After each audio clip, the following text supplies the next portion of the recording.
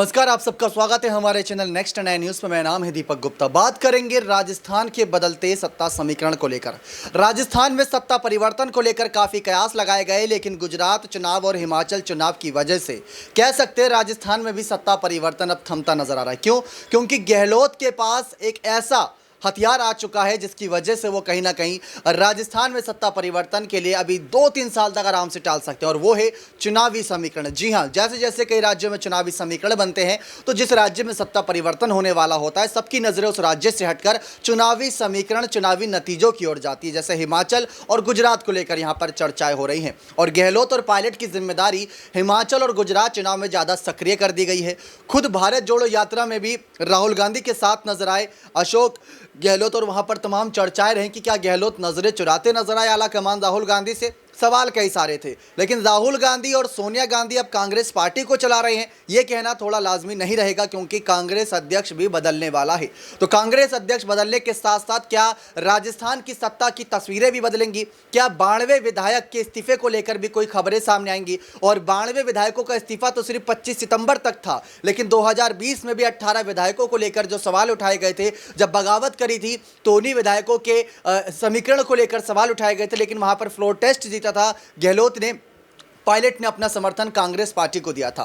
कई सारे सवाल बनते हैं कि क्या पायलट कांग्रेस से खफा है या गहलोत से? विधायकों का रुख क्या है? सीपी जोशी का फैसला क्या है? कांग्रेस अध्यक्ष पद की तस्वीरें कैसे साफ होती नजर आ रही हैं? अपने इस खास डिबेट सेशन में सारे सवालों के जवाब देने की कोशिश करेंगे आपको, क्योंकि कई सारे सहयोगी मौजूद हैं, उनसे एक एक करके सवाल लेंगे। तो सबसे पहले हमारे साथ आसिफ सर मौजूद है, और इनसे सीधा सवाल यह रहेगा कि कांग्रेस अध्यक्ष पद की जो लड़ाई इस समय देखने को मिल रही है, उससे कितना नुकसान फायदा राजस्थान की सत्ता पर देखने को मिलेगा? जी बिल्कुल, देखिए दीपक, इसमें कोई शक नहीं है कि जो कांग्रेस में इस वक्त अंतर्कलह चल रही है, जो नाराजगियां हैं, जो अशोक गहलोत ने जो ड्रामा किया है और सचिन पायलट को लेकर जो अटकलें लगाई जा रही हैं, वाकई में इसमें मुझे लगता है कि सबसे ज़्यादा बीजेपी को फ़ायदा मिलेगा, क्योंकि इस वक्त राजस्थान में जो विपक्ष की सबसे मजबूत पार्टी है वो बीजेपी है, तो लाजमी है कि इसका फ़ायदा वही उठाएंगे। हाँ, आम आदमी पार्टी भले ही इस वक्त की नई पार्टी की कोशिशें कर रही हैं, लेकिन ये उतना फ़ायदा नहीं उठा पाए, तो मुझे लगता है कि बीजेपी को इसका फ़ायदा मिलेगा नाराजगी की वजह का। एकदम से ही 25 सितंबर को घटनाएं घटी थी, समीकरण बदले थे। क्या एकदम से ही सोनिया, राहुल का या प्रियंका का फैसला गाज गिराता नजर आएगा गहलोत की सीएम कुर्सी पर? बिल्कुल बिल्कुल, इसमें कोई शक नहीं है। उसी दिन अपने पैर पे जो है कहीं ना कहीं अशोक गहलोत ने कुल्हाड़ी मार ली, ये बगावती तेवर अपनाकर, ये अपना अंदाज दिखाकर, और उनके अंदर क्या छिपा हुआ था वो उन्होंने उस दिन दिखा दिया। बिल्कुल आप सही कह रहे हैं, इसका खामियाजा उन्हें भुगतना पड़ेगा। और उसी दिन मुझे लगता है सोनिया गांधी, राहुल गांधी के आंख भी खुल गए हैं, और आने वाले वक्त में मुझे लगता है कि भले इस वक्त अशोक गहलोत को न लगता हो कि नुकसान हो रहा है, लेकिन मुझे लगता है आने वाले वक्त में उनका खामियाजा भुगतना पड़ेगा, और इसका पूरा फायदा सचिन पायलट को कांग्रेस के हाईकमान का मिलेगा। बहुत बहुत शुक्रिया। कांग्रेस अध्यक्ष बनना था गहलोत को, और उनको सीएम पर भी बने रहना था, ऐसा उनका कहना था। लेकिन एक व्यक्ति एक समय पर एक पद पर रह सकता है, ये रणनीति कांग्रेस पार्टी का। तो जिस तरीके से यहाँ पर आसिफ सर के सवालों के जवाब आप सभी ने देखे, अब यहाँ पर सवाल उठता है कि गहलोत ने जो बड़ी जादूगरी करी और कह सकते हैं सत्ता परिवर्तन को रोकते नजर आए, कई सारे सवाल यहाँ पर आगे भी बनते नजर आ रहे हैं। आमिर सर से जानने की कोशिश करते हैं कि राजस्थान की सत्ता परिवर्तन किस तरीके से सवालिया निशान पर थी, क्योंकि गुजरात चुनाव और हिमाचल चुनाव भी होने हैं, और हिमाचल में तो समीकरण ऐसे रहते हैं कि 5 साल बीजेपी, 5 साल कांग्रेस, और कांग्रेस की जो अभी यहाँ पर कह सकते हैं प्रियंका गांधी की रैली हुई, वहाँ पर बहुत बढ़त उनको देखने को मिली। लेकिन इस पूरे सियासी समीकरण को आप किस नज़रिए से देखते हैं कि गहलोत क्या एक बार फिर से खेल गए? देखिए, गहलोत मुझे जहाँ तक अभी लग रहा है कि वो अभी भी वो अपने बारे में सोच रहे हैं। वो ना कांग्रेस पार्टी के बारे में सोच रहे हैं, वो ना राजस्थान के सरकार के बारे में सोच रहे हैं कि हमारी सरकार।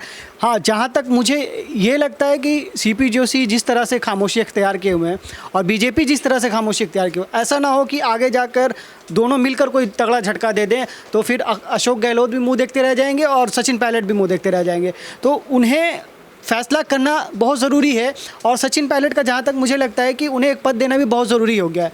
और जहाँ तक अब राजस्थान और गुजरात चुनाव और हिमाचल चुनाव का आपने जिक्र किया जैसे दीपक, तो कांग्रेस कहीं से मुझे नहीं दिखाई दे रही है कि टक्कर में है। ये बिल्कुल मैं आपको फैक्ट बता रहा हूँ। मैं देखता रहता हूँ ग्राउंड रिपोर्टिंग, बहुत सारे लोग वहाँ पे अभी भी चाह रहे हैं कि परिवर्तन तो चाहते हैं लोग, बीजेपी से उग चुके हैं, परेशान हो चुके हैं, परिवर्तन तो लोग चाहते हैं, लेकिन उन्हें एक बेटर ऑप्शन की तलाश है, और वो उन्हें शायद आम आदमी पार्टी में दिख रहा है।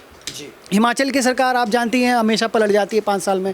तो मुझे लगता है कि शायद वहाँ पे कांग्रेस आ जाए, लेकिन गुजरात में जहाँ तक मुझे लगता है कि आम आदमी पार्टी और बीजेपी के बीच में ही जो भिड़ंत होगी उन्हीं के बीच में होगी। बहुत बहुत शुक्रिया। पिछले 5 राज्यों के चुनावी नतीजे बताएं तो एक में आम आदमी पार्टी आई थी, बाकी 4 में बीजेपी ने अपना परचम लहराया था। सवाल कई सारे हैं, पायलट की नाराजगी कांग्रेस से है, आला कमान से है, गहलोत से है, विधायकों से, आखिर किससे, वो तलाशने की लगातार कोशिश कर रहे हैं। हमारे साथ प्रांशी जुड़ी हुई, इनसे सीधा सवाल लेना चाहेंगे कि पायलट आखिर नाराज किस वजह से थे। पायलट ने अपने किसी बयान में नाराजगी जाहिर नहीं करी। उन्होंने कहा कि अगले 5 साल तक और हमें सरकार चलानी है, साथ मिलकर चलाएंगे, यही बात गहलोत ने भी करी। लेकिन पायलट की चुप्पी बहुत कुछ सोचने के लिए मजबूर कर देती है, कयासों का बाजार गरमा जाता है उनकी चुप्पी की वजह से। और यहाँ पर जिस तरीके से आला कमान यानी सोनिया, राहुल, प्रियंका ने चुप्पी साधे रखी थी, वो भी अपने आप में चर्चाओं का विषय था। और सीपी जोशी भी चुपे, बीजेपी भी चुपे, राजस्थान की सरकार चल रही तो बस ऐसी चले जा रही है। गहलोत वहाँ पर सबसे ज़्यादा कह सकते हैं अपने बयानों से लपेटे में लेते हैं तमाम नेताओं को। तो इसमें आप क्या देखते हैं कि सबकी खामोशी क्या आने वाले तूफान, आने वाले कह सकते हैं एक बवंडर का इशारा है? देखिए, जैसा कि दीपक आपने कहा कि जो खामोशी हमें देखने को मिल रही है, तूफान आने से पहले की जो खामोशी होती है एक तरीके से, उसे आपने यहाँ पर अपने नज़रिए से बताया है। लेकिन सचिन पायलट के पक्ष में जिस तरीके से फैसले अब तक नहीं लिए जा रहे हैं, साल 2020 से लेकर अब तक वह बिना किसी पद के काम कर रहे हैं। ऐसे में देखा जाए तो कहीं ना कहीं यहाँ पर आला कमान का झुकाव उनकी तरफ देखने को मिल रहा है, क्योंकि दावा ये किया जा रहा है कि कांग्रेस नेताओं ने ये बात खुद कही है। उन्होंने ये कहा है कि आला कमान इसलिए देरी कर रही है क्योंकि वेट एंड वॉच की स्थिति में इस वक्त सचिन पायलट हैं, और सचिन पायलट पर अगर कोई फैसला नहीं लिया जाता है तो जाहिर सी बात है इस वक्त राजस्थान में जो सियासत हम सभी देख रहे हैं वो सियासी माहौल और भी ज़्यादा गर्माता हुआ दिखाई देगा। और कहीं हमें वो वक्त देखने को ना मिले जिस तरीके से ज्योतिरादित्य सिंधिया ने रातों रात फैसला लिया था, सीपी जोशी का फैसला ना आना, आला कमान से लेकर यहाँ पर राहुल गांधी और प्रियंका गांधी का फैसला ना आना, क्योंकि प्रियंका गांधी तो ज़्यादा से ज़्यादा सचिन पायलट के समर्थन में ही दिखे। हिमाचल प्रदेश के चुनाव करीब है, हिमाचल प्रदेश में जो जेपी नड्डा का गढ़ कहा जाता है, तो वहाँ पर पर्यवेक्षक बनाए गए हैं सचिन पायलट। वह अपना काम करते चले आ रहे हैं, क्योंकि हमेशा ही उन्होंने कहा है कि पद की लालसा उन्हें नहीं रही है, लेकिन वह कहते हैं कि पंजाब जैसे हालात ना बने तो उन्हें अब राजस्थान की कमान सौंप देनी चाहिए। तो मुझे लगता है अब जो चुप्पी इस वक्त सभी साधे हुए हैं, उस चुप्पी को अब तोड़ देना चाहिए, क्योंकि कहीं ऐसा ना हो कि यहाँ पर आम आदमी पार्टी और भारतीय जनता पार्टी पूरा फायदा उठाती हुई देखी जाए। जी बहुत बहुत शुक्रिया। अबरार हमारे साथ मौजूद है, अबरार से जानने की कोशिश करते हैं कि पायलट की नाराजगी आखिर है किससे। पायलट नाराज तो खैर बताए नहीं गए थे, तमाम रिपोर्ट्स ने दावा करा था, लेकिन पायलट की नाराजगी को लेकर समय समय पर सवाल भी उठाएगा, और जिस तरीके से यहाँ पर बातें रखी गई वो चौंका देने वाली थी। अब जैसा कि अबरार यहाँ पर कहा जा रहा है कि हिमाचल प्रदेश में पर्यवेक्षक बनाकर पायलट को राजस्थान की सत्ता से दूर किया जा रहा है, ये सारी बातें की गई। अब यहाँ पर सत्ता से दूर करने की वजह आप कैसे देखते हैं? और गहलोत नजर आ रहे हैं राहुल गांधी के साथ भारत जोड़ो यात्रा में। एक बयान आपको बता देता हूँ, अडानी वाले मामले पर राहुल गांधी खुलकर बोले थे, उससे 3-4 दिन पहले ही राजस्थान का सत्ता परिवर्तन होना था, वहाँ पर उन्होंने चुप्पी साधे रखी थी। तो इस चुप्पी को आप किस नज़रिए से देखते हैं? देखिए, जिस तरीके से सचिन पायलट लगातार इस मामले में भले ही खामोशी अख्तियार की हुई, लेकिन ये बात तो तय है कि आने वाले विधानसभा चुनाव में उनकी ताकत का अंदाज़ा पार्टी को भी होगा और साथ ही अशोक गहलोत को भी होगा। दरअसल इतना नुकसान तो ज़रूर होगा कांग्रेस पार्टी को विधानसभा चुनाव में इस फैसले पर खामोशी अख्तियार करने की वजह से कि सरकार उनकी वापस रिपीट नहीं होने जा रही है, क्योंकि जनता जिस तरीके से इस वक्त जो है कांग्रेस हाईकमान के खिलाफ भी एक बहुत ज़्यादा आक्रोशित है, क्योंकि सचिन पायलट विधायकों ने माफ़ी मांग ली, गहलोत ने माफ़ी मांग ली और सोनिया गांधी ने माफ़ भी कर दिया, ऐसी खबरें थी। लेकिन पायलट गए थे और गहलोत अलग अलग गए, फिर प्रियंका गांधी भी पहुंचती है सोनिया के पास, वो मुलाकात एक साथ नहीं हुई, अलग अलग हुई। इससे साफ पता चल रहा है समीकरण अभी बदले नहीं है और एक मंच पर जल्दी नज़र में नहीं आते। पायलट लगातार अपने टोंक में दौरे पर है और वहाँ पर सरकार को लेकर कह रहे हैं कि हम सरकार से मांग भी करेंगे। गहलोत भी अपने कामकाज में जुट चुके हैं, बीजेपी शक्ति प्रदर्शन दिखा रही है। तो गुजरात और हिमाचल के चुनावी समीकरण जो आएंगे वो तो बात की बात है, लेकिन सवाल यहाँ पर उठता है कि उस रात विधायकों ने एक कठोर कदम क्यों उठाया था? देखिए, विधायकों ने कठोर कदम इसलिए उठाया कि सचिन पायलट को मुख्यमंत्री नहीं बनने दिया जाए। और मंशा किसकी थी? मंशा दरअसल सीएम गहलोत की थी। वही चाहते हैं कि सीएम जो है सचिन पायलट नहीं बने।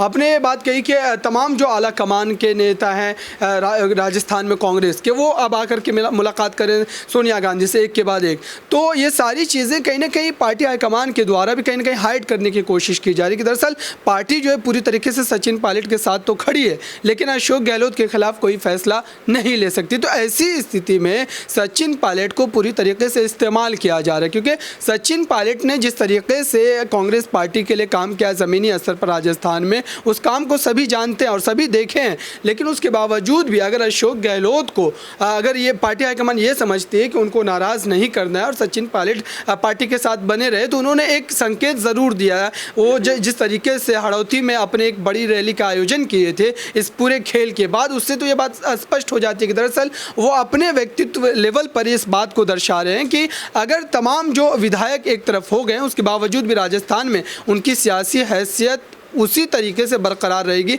और उन्होंने इस बात की ओर इशारा भी कर दिया है उस रैली के आयोजन के बाद। जी बहुत बहुत शुक्रिया। लेकिन हमारे साथ यहाँ पर किरण भी मौजूद है। जैसा कि जो बातें प्रांशी ने करी, उसके बाद यहाँ पर जो बातें अबरार ने करी, उससे कुछ बातें निकल कर सामने आती है और वह हकीकत है कि राजस्थान में सत्ता परिवर्तन को लेकर एक कह सकते छोटी सी चिंगारी तो छलकी थी, लेकिन बड़ा आग का रूप नहीं ले पाई और गहलोत सीएम कुर्सी पर बने रहे। शुरुआत अध्यक्ष पद की लड़ाई से हुई थी, बात सत्ता परिवर्तन की राजस्थान में आई। विधायकों ने जो रुख दिखाया उसका कोई मतलब नहीं बनता था, लेकिन विधायकों का इस्तीफा आज भी सीपी जोशी के पास मौजूद है, ऐसा कई सारे विपक्षी नेताओं का कहना है। एक फैसला क्या सरकार गिरा सकता है? जी देखिए, बिल्कुल गिरा सकता है, लेकिन अभी सबसे बड़ा सवाल जो उठ रहा है वो उठ रहा है विधानसभा अध्यक्ष सीपी जोशी पर कि आखिरकार वो इतना समय क्यों ले रहे हैं, कि उनकी तरफ से फैसला क्यों नहीं सुनाया जा रहा है। देखिए, लेकिन अभी जो राजस्थान के हालात हैं वो कुछ सामान्य होने लगे हैं। हम ये बात इसलिए बोल रहे हैं, आपने सीपी जोशी के ऊपर सवाल उठाए कि वो क्यों नहीं ले रहे हैं, तो आप ही यहाँ पर दर्शकों को बता दीजिए क्या वजह हो सकती है। देखिए, जिस तरीके से सचिन पायलट गुट के जितने भी विधायक थे साल 2020 में उन्होंने जो बगावती तेवर दिखाए थे, तब भी कांग्रेस हाईकमान की तरफ से ये था कि फैसला लेना है और सीपी जोशी को भी वहाँ पर फैसला लेना था। बसपा से भी कुछ विधायक आए थे, उन पर भी फैसला लेना था। और अब 92 ये विधायक हो गए जो इनके ऊपर भी अभी तक जो सीपी जोशी है उनका फैसला नहीं लिया गया है। लेकिन अब ऐसे में बड़ा सवाल यही उठ रहा है, जो पहली महिला राजस्थान की विधानसभा अध्यक्ष थी उनका भी यही कहना था कि सीपी जोशी को जल्द से जल्द फैसला लेना चाहिए। और सीपी जोशी के हाथ में ही अभी राजस्थान की बागडोर है, वो चाहे तो सरकार गिरा भी सकते हैं और उनके हाथ में ही सब कुछ है। लेकिन अब ऐसे में देखिए दीपक, मेरा ये मानना है कि सीपी जोशी को जल्द से जल्द फैसला लेना चाहिए। जो राज्य में अभी अनिश्चितता का दौर बना हुआ है उन सबको अब सामान्य करना चाहिए, क्योंकि पहले ही यहाँ पर सचिन पायलट और अशोक गहलोत के बीच में बहुत सारा तनाव देखने को मिल रहा है। उनके बीच में जो दूरियां है वो भी बहुत ज़्यादा देखने को मिल रही है। अब सीपी जोशी के हाथ में है कि आखिरकार वो फैसला कब लेंगे। सबकी नज़रें अभी सिर्फ और सिर्फ सीपी जोशी पर बनी हुई है। बहुत बहुत शुक्रिया। 60 विधायक ऐसे रहे जिन्होंने ये कहा कि आला कमान के फैसले पर हम सहमति जताएंगे, क्योंकि उनको आगे भी कांग्रेस के चुनाव चिन्ह से यानी सिंबल से ही चुनाव लड़ने हैं। ये सारी बातें निकल कर सामने आई। तो राजस्थान से जुड़ी जितनी अपडेट थी, जितनी तमाम जानकारियाँ थे, कोशिश करिए आप सबके सामने रखें और हकीकत ही सामने रखें, चाहे वो सीपी जोशी का फैसला हो या सोनिया राहुल की खामोशी हो या फिर खामोशी हो सचिन पायलट की या गहलोत का सीएम पद से इस्तीफे को लेकर सवाल। अब देखना यही रहेगा कि आने वाले वक्त में गुजरात और हिमाचल चुनाव से पहले क्या राजस्थान में 2023 चुनाव से पहले यहाँ पर सीएम चेहरा क्या बदलने की कवायद फिर से शुरू होती है या सारा मामला थम चुका है। बने रहे चैनल के साथ, ऐसी और तमाम जानकारियों के लिए बहुत बहुत धन्यवाद।